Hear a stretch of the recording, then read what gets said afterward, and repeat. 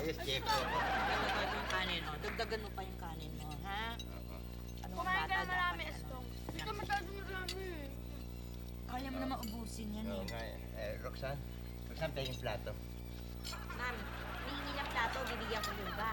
Bakit? Pinamimigay mo ba ang mga plato ko? Hindi malaki yung plato. Kakain lang ako.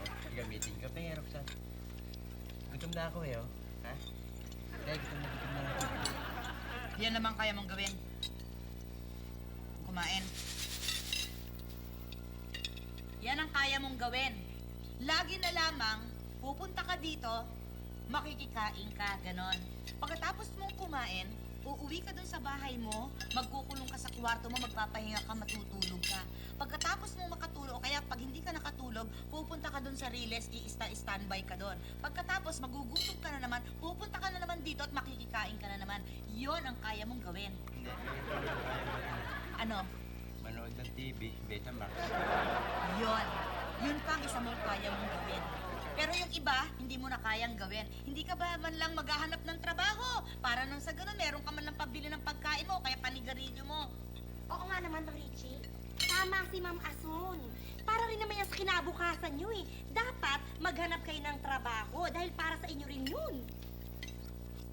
Di ba?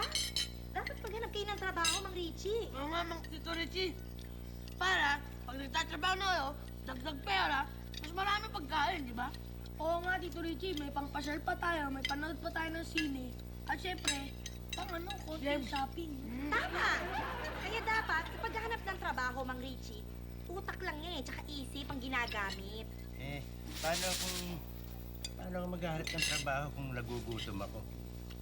Ha? At paano ako makakapag-isip kung anong trabaho papasukin ko kung nagugutom ako? Ha? Ang isipan, hindi pumapasok ka, hindi napapawas ng isipan. Pag nagugutom ang tao, pakanin mo muna ako bago ako maghanap ng trabaho tayo plato. Nako, Tito Richie, lagi naman ho kayong ganyan eh. Tapos, pag busog na kayo, ang sasabihin niyo po sa amin, hindi mo na ho kayo maghahanap ng trabaho. Tapos, tsaka na lang kayo mag-iisip kapag nagugutom na ulit kayo. Di ba lagi naman ho kayong ganyan? Nakita mo na. Booking ka na ng mga pamangkin mo. Hindi ka ba nahiya nun, Richie? Habang buhay ka na lamang bang aasa sa pinaghirapan ng iba? Mabuti pa sa'yo ang hayop eh. Ang hayop naghahanap ng makakain nila, pinaghihirapan nila. Pero ikaw, hanggang kailan ka aasa sa palad ko, ha? Hindi ka man lang ba maghaharap ng trabaho para meron ka namang pagkain? Hindi ang gusto mo pa, susubuan ka pa eh, para magkalaman yung bituka mo. Ganun yung ugali mo eh. Tama. Yan, naman kayo. Ituring niyo ako parang hayop. Tama kayo. Ako naman eh. Para bang ako na pinakatamad na tao sa buong mundo. Kaya ako lang naman ginagawa yan dahil kapatid kita eh. Mga pamangkin ko kayo eh. Kayo yung gusto umasa ako sa pagkain, sa kapitbahay. Gusto makita na mamalimos ako. Ganun ba gusto nyo? Kaya naman ginagawa ko yan dahil nakakaangat kayo sa buhay. Wala akong matatakbuhan kundi ikaw lang. Huwag mo ko ituring na basahan naman. May damdamin din ako eh, na marunong masaktan. Masyado naman kayo. Richie, kumain ka na lang, oh. Ano, kain naman yung akin. Ano, sabihan ko yung kumain ka. Tito, gusto niyo po, ako na lang yung mag-aahit.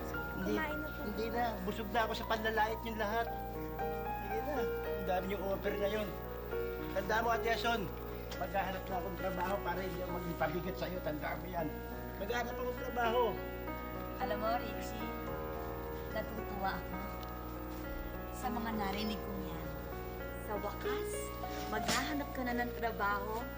Yan ang pinakamagandang mga salita na narinig ko ngayon. At tandaan mo, pag meron ka ng trabaho, ako pa ang magsisilbi sa'yo sa pagkain mo. Tandaan mo, ngayon na ngayon, maghahanap akong trabaho. Pagkain lang! Pinagkakait mo sa akin! Ito na kayo! Ito fried chicken! Hoy! Tignan mo itong lalaki ito. Sasabihin niya wala siyang ganat, masakit ang loob niya. Tinake home yung pagkain. Ibalik mo rin yan! Ay, kayo kumain. Ituloy niyo yung pagkain sa kanya. May pagkain pa naman dyan. Nakakainis.